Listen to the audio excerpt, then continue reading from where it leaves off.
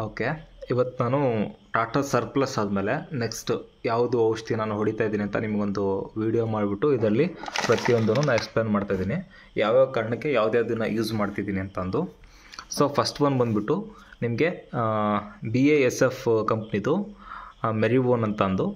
ಇದರಲ್ಲಿ ನಿಮಗೆ ಎಲೆ ಚುಕ್ಕೆ ರೋಗ ಹಾಗೂ ಮತ್ತು ಪೆರಿಕ್ಯುಲೇರಿಯಾ ಡಿಸೀಸ್ ಇವೆರಡಕ್ಕೂ ಇದು ಯೂಸ್ ಆಗುತ್ತೆ ನಿಮಗೆ. ಇದು 80 ml ಅಂತಂದರೆ 80 ml ಇರುತ್ತೆ. ಈ 80 ml ನಿಮಗೆ ಬಂದ್ಬಿಟ್ಟು ಒಂದು ಬ್ಯಾರ್ಲಿಗೆ 200 ಲೀಟ್ರಿಗೆ ನಿಮಗೆ ಯೂಸ್ ಆಗುತ್ತೆ ಇದು. ಸೊ ನಾನು 1 ಎಕರೆಗೆ 2 ಬ್ಯಾರ್ಲು ಮಾಡೋದ್ರಿಂದ 2 ಬಾಟ್ಲು ತೊಗೊಂಡಿದ್ದೀನಿ. ಒಂದು ಬಾಟಲ್ಗೆ ನಿಮಗೆ ಮಾರ್ಕೆಟಲ್ಲಿ ಬೇರೆ ಬೇರೆ ಥರ ರೇಟ್ ಇದೆ. ನನಗೆ 1070 ರೂಪಾಯಿ ಒಂದು ಬಾಟ್ಲ್ ಹಾಕ್ಕೊಟ್ಟಿದ್ದಾರೆ. ಸೊ ನಮ್ಮ ಬ್ರದರ್ ಒಬ್ಬರು ಅಲ್ಲೊಂದು ಅಂಗಡೀಲಿ ವರ್ಕ್ ಮಾಡ್ತಿದ್ದಾರೆ. ಸೊ ಅಲ್ಲಿಂದ ನಾನು ತೊಗೊಂಬಂದೆ ಇದನ್ನ. ಬೇರೆ ಕಡೆ ಕೇಳಿದಾಗ 1300 ರೂಪಾಯಿ ಕೂಡ ಹೇಳಿದರು. ಸೊ ನಿಮ್ಮ ಏರಿಯಾದಲ್ಲಿ ಏನು ರೇಟ್ ಇದೆ ನೋಡಿಬಿಟ್ಟು ಆದಷ್ಟು ಕಡಿಮೆ ರೇಟಿಗೆ ತೊಗೊಳ್ಳಿ. ಯಾಕೆನ್ ಇದು ಬಂದುಬಿಟ್ಟು ಮೈಕ್ರೋನ್ಯೂಟ್ರಿಯೆಂಟ್ಸ್ ನಿಮಗೆ ಗೊತ್ತಿದೆ. ಸೊ ಇವೆರಡನ್ನ ನಾನು ಏನಕ್ಕೆ ಯೂಸ್ ಮಾಡ್ತೀನಿ ಅಂದರೆ ಮೇನ್ ಪರ್ಪಸ್ ಬಂದುಬಿಟ್ಟು ಪೆರಿಕ್ಯುಲೇರಿಯಾ ಡಿಸೀಸ್ನ ಕಂಟ್ರೋಲ್ ಮಾಡೋದಕ್ಕೆ. ಲಾಸ್ಟ್ ನಾನು 20 ಮತ್ತು 21ಗೆ 2 ದಿವಸ ಹಾಫ್ ಎಕರೆ ಪ್ರಕಾರ ಹೊಡೆದಿದ್ದೆ.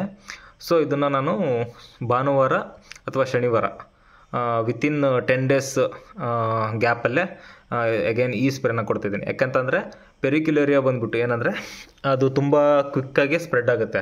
ನಾವು ಅದನ್ನು ಎಷ್ಟು ಕಂಟ್ರೋಲಲ್ಲಿ ಹಿಡ್ಕೋಬೇಕು ಅಂತಂದರೆ ನಾವು ಪ್ರಿವೆಂಟಿವ್ ಆಗಿ ನಾವು ಸ್ಪ್ರೇ ಮಾಡಿದರೆ ಮಾತ್ರ ಕಂಟ್ರೋಲ್ ಮಾಡೋಕ್ಕಾಗೋದು. ನೀವು ರೋಗ ಬಂದಮೇಲೆ ಸ್ಪ್ರೇ ಮಾಡ್ತೀನಿ ಅಂದರೆ ಅದರಿಂದ ಏನೂ ಯೂಸ್ ಇಲ್ಲ. ಸೊ ಹಾಗಾಗಿ ಬರೋದಕ್ಕಿಂತ ಮುಂಚೆನೇ ನಾವು ಸ್ಪ್ರೇನ ಮಾಡಬೇಕು. ಇದರಲ್ಲಿ 2 ಕಂಟೆಂಟ್ ಇದೆ. 2 ಕೂಡ ನಿಮಗೆ ಸಿಸ್ಟಮ್ಯಾಟಿಕ್ ಫಂಗಿಸೈಡಾಗಿ ವರ್ಕ್ ಮಾಡುತ್ತೆ. ಆಮೇಲೆ ಇಮ್ಮಿಡಿಯೇಟ್ ಆ್ಯಕ್ಷನ್ ಇದೆ ಇದರಲ್ಲಿ. ಸೊ ಅದಾದಮೇಲೆ ಇನ್ನೊಂದೇನೆಂದರೆ ಲಾಂಗ್ ಲಾಸ್ಟಿಂಗಾಗಿ ನಿಮಗೆ ವರ್ಕ್ ಮಾಡುತ್ತೆ ಇದು. ಸೊ ನಂದು ಇವಾಗ ಸೆಪ್ಟೆಂಬರ್ 5 ಬಂದರೆ 5 ತಿಂಗಳು ಕಂಪ್ಲೀಟ್ ಆಗುತ್ತೆ. ಸೊ ಆದ ಕಾರಣ ನಾನು ಇದನ್ನು ಯೂಸ್ ಮಾಡೋದ್ರಿಂದ ಅಲ್ಲಿಗೆ ಸೆಪ್ಟೆಂಬರ್ 10 ಅಥವಾ ಸೆಪ್ಟೆಂಬರ್ 15 ತನಕ ಇದು ನನಗೆ ವರ್ಕ್ ಆಗುತ್ತೆ ಪೆರಿಕ್ಯುಲೇರಿಯಾ ಡಿಸೀಸ್ಗೆ. ಸೊ ಇದಾದಮೇಲೆ ನೆಕ್ಸ್ಟ್ ಬಂದುಬಿಟ್ಟು ನಾನು NPK ಯೂಸ್ ಮಾಡ್ತಾಯಿದ್ದೀನಿ. ಇದರಲ್ಲಿ ನಿಮಗೆ ಪೊಟ್ಯಾಷಿಯಮ್ ನೈಟ್ರೇಟ್ ಇದೆ. ಅಂದರೆ ಇದು ಬಂದುಬಿಟ್ಟು ವಾಟರ್ ಸಾಲ್ಯುಬಲ್ಲು, ನೀವು ಸ್ಪ್ರೇಯಲ್ಲಿ ಯೂಸ್ ಮಾಡ್ಬೋದು. ನೈಟ್ರೋಜನ್ನು ಫಾಸ್ಫರಸ್ಸು ಮತ್ತು ಪೊಟ್ಯಾಶು. ಸೊ ಇದರಲ್ಲಿ ಫಾಸ್ಫರಸ್ 0 ಇದೆ, ನೈಟ್ರೋಜನ್ 13% ಮತ್ತು ಪೊಟ್ಯಾಶು 45%. ಸೊ ಏನಕ್ಕೆ ನಾನು ಇದನ್ನು ಯೂಸ್ ಮಾಡ್ತಾಯಿದ್ದೀನಿ ಅಂತಂದರೆ ಆ್ಯಕ್ಚುಲಿ ಇದನ್ನು ಒಂದು ಬ್ಯಾರ್ಲಿಗೆ 2 ಪ್ಯಾಕ್ ಯೂಸ್ ಮಾಡಬೇಕು ಅಂತ ರೆಕಮೆಂಡ್ ಮಾಡ್ತಾರೆ. ನನಗೆ ಜಾಸ್ತಿ ಇವಾಗ ನೈಟ್ರೋಜನ್ ಕೊಡೋಕ್ಕೆ ಇಷ್ಟ ಇಲ್ಲ. ಹಾಗಾಗಿ ಸಾಕು ನನಗೆ ಒಂದು 13% ಅಂತಂದರೆ 1 kgಗೆ 1000 ಗ್ರಾಮ್ಸು, ಅದರಲ್ಲಿ 130 ಗ್ರಾಮ್ ನೈಟ್ರೋಜನ್ ಸಿಗುತ್ತೆ ನನಗೆ. ಸೊ ಒಂದೊಂದು ಬ್ಯಾರ್ಲಿಗೆ ಒಂದೊಂದು ಪ್ಯಾಕ್ ಮಾತ್ರ ಯೂಸ್ ಮಾಡ್ತಾಯಿದ್ದೀನಿ. ಏನಕ್ಕೆ ಅಂತಂದರೆ ಇವಾಗ ಮಳೆ ಜಾಸ್ತಿ ಇರೋದ್ರಿಂದ ನನಗೆ ಜಾಸ್ತಿ ನೈಟ್ರೋಜನ್ ಅವಶ್ಯಕತೆ ಇಲ್ಲ. ಬಟ್ ಪೊಟ್ಯಾಶ್ ಬಂದುಬಿಟ್ಟು 45% ಇದೆ, ಅಂದರೆ 450 ಗ್ರಾಮ್ ಇದರಲ್ಲಿ ಪೊಟ್ಯಾಶ್ ಸಿಗುತ್ತೆ. ಸೊ ಅಷ್ಟು ಸಾಕು ನನಗೆ 900 ಗ್ರಾಮ್ ಹಾಕೋ ಅವಶ್ಯಕತೆ ಇಲ್ಲ ಇವಾಗ.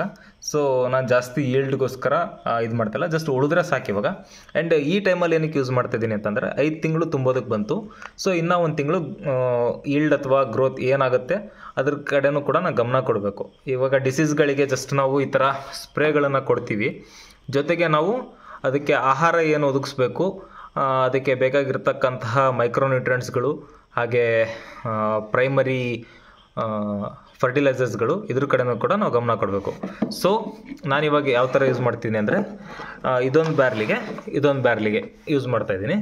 ಜೊತೆಗೆ ನಾನು Tata surplus as usual last time use ಮಾಡ್ದಂಗೆ ಜಿಂಕು, ಫೆರಸ್ಸು, ಮೆಗ್ನೀಷಿಯಮ್ಮು, ಬೋರಾನು ಇದಿರ್ತಕ್ಕಂತಹ ಟಾಟಾ ಸರ್ಪ್ಲಸ್ನ ನಾನು ಯೂಸ್ ಮಾಡ್ತಿದ್ದೀನಿ.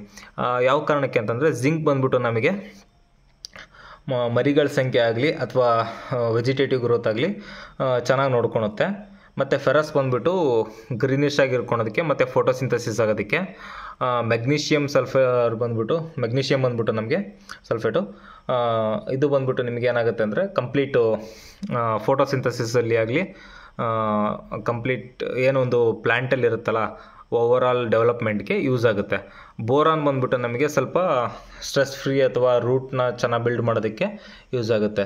ಸೊ ಫೆರಸ್ಸು ಮತ್ತು ಮ್ಯಾಗ್ನಸ್ ಬಂದ್ಬಿಟ್ಟು ಇವೆರಡು ನಮಗೆ ಫೋಟೋಸಿಂಥಸಿಸ್ಗೆ ತುಂಬ ಹೆಲ್ಪ್ಫುಲ್ ಆಗಿರುತ್ತೆ.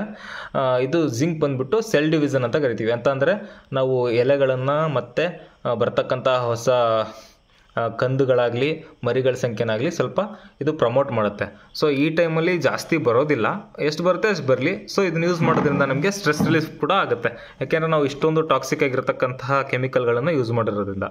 ಸೊ ಇವಾಗ ಏನು ಮಾಡ್ತೀನಿ ಅಂದರೆ ಒಂದೊಂದು ಬ್ಯಾರ್ಲಿಗೆ ಇದಿಷ್ಟು ಮೂರನ್ನು ಯೂಸ್ ಮಾಡ್ತಾಯಿದ್ದೀನಿ.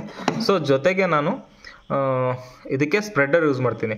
ಸೊ ಮಾರ್ಕೆಟಲ್ಲಿ ನಿಮಗೆ ಕಡಿಮೆ ರೇಟಿಗೂ ಕೂಡ ಸ್ಪ್ರೆಡರ್ಗಳು ಸಿಗುತ್ತೆ. ಸೊ ನೀವು ಸ್ವಲ್ಪ ಬ್ರ್ಯಾಂಡೆಡ್ಡು ಚೆನ್ನಾಗಿರ್ತಕ್ಕಂಥದ್ದನ್ನು ತಗೊಳೋದ್ರಿಂದ ನಿಮಗೇನಪ್ಪ ಅಂತ ಅನುಕೂಲ ಅಂತಂದರೆ ಲಾಂಗ್ ಲಾಸ್ಟಿಂಗಲ್ಲಿ ಸ್ಟಿಕ್ ಆನ್ ಆಗ್ತವೆ ಎಲೆಗಳ ಮೇಲೆ. ಸೊ ಅದರಿಂದ ನಮಗೆ ನಾವು ಕೊಟ್ಟಿರೋ ಪ್ರೈಸಿಗೆ ಏನು ತೊಂದರೆ ಇರೋದಿಲ್ಲ. ಸೊ ಇದನ್ನು ಒಂದು ಬ್ಯಾರ್ಲಿಗೆ ಒಂದು ಬ್ಯಾರ್ಲಿಗೆ ನಾವು ಮಿಕ್ಸ್ ಮಾಡ್ಕೊಳೋದು. ಫಸ್ಟು ಇದನ್ನಷ್ಟೇ ಮಿಕ್ಸ್ ಮಾಡ್ಕೋಬೇಕು, ಅದಾದಮೇಲೆ ಇದನ್ನು ಲಾಸ್ಟಿಗೆ ಸ್ಪ್ರೆಡರ್ನ ಇವಿಷ್ಟನ್ನು ಮಿಕ್ಸ್ ಮಾಡಿಬಿಟ್ಟು 1 ಎಕರೆಗೆ 2 ಬ್ಯಾರಲ್ ಮಾಡಿ ನಾನು ಯೂಸ್ ಮಾಡ್ತಾಯಿದ್ದೀನಿ. ಸೊ ಇದರಿಂದ ನನಗೆ ಒಂದು 10 to 15 ಡೇಸ್ವರೆಗೂ ನನಗೆ ಸ್ವಲ್ಪ ರಿಲ್ಯಾಕ್ಸೇಷನ್ ಸಿಗುತ್ತೆ. ಸೊ ಇದನ್ನು ನೀವು ಮಾಡೋದ್ರಿಂದ ಎಲೆ ಚುಕ್ಕೆ ರೋಗ, ಪೆರಿಕ್ಯುಲೇರಿಯಾ ಹಾಗೂ ಗ್ರೋತು ಮತ್ತು ಮೈಕ್ರೋನ್ಯೂಟ್ರಿಯೆಂಟ್ ಸಪ್ಲೈ ಎಲ್ಲ ಆಗೋದ್ರಿಂದ ನಿಮಗೆ ಆಲ್ಮೋಸ್ಟ್ ಈಲ್ಡ್ ಕಡೆನೂ ಗಮನ ಕೊಡ್ತೀರಾ.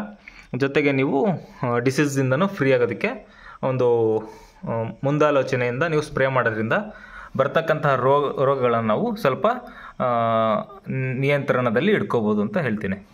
ಓಕೆ, ಏನಾದರೂ ಡೌಟ್ಸ್ ಇದ್ದರೆ ನೀವು ನನಗೆ ಕಮೆಂಟ್ ಬಾಕ್ಸಲ್ಲಿ ಹಾಕಿ. ನಾಳೆ ಇದನ್ನು ನಾನು ಯಾವ ಥರ ನಾನು ಸ್ಪ್ರೇ ಮಾಡ್ತೀನಿ ಅದು ಕೂಡ ಒಂದು ವಿಡಿಯೋ ಮಾಡಿ ನಿಮಗೆ ಅಪ್ಲೋಡ್ ಮಾಡ್ತೀನಿ. Thank you.